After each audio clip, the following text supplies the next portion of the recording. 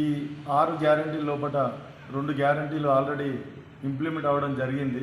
ఒకటి RTC bus మహిళలకు ఉచిత ప్రయాణం, 2 ఆరోగ్యశ్రీని 5 లక్షల నుంచి 10 లక్షలకు పెంచి పేద ప్రజలకు ఈ 2 కూడా చాలా ఉపయోగపడే ప్రోగ్రాంలు కాబట్టి ఇమ్మీడియట్లీ ప్రభుత్వం దీన్ని అమలు చేయడం జరిగింది.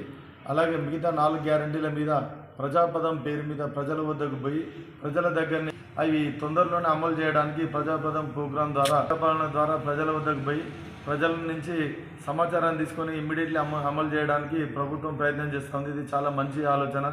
నిజంగా రేవంత్ రెడ్డి గారు వచ్చినాక ప్రభుత్వం ఒక నిద్రాణ వ్యవస్థ నుండి గత ప్రభుత్వం నిద్రాణ వ్యవస్థ నుండి ఇప్పుడు ప్రజలంతా మేల్కొని పరుగెట్టినట్టుగా ఉంటుంది.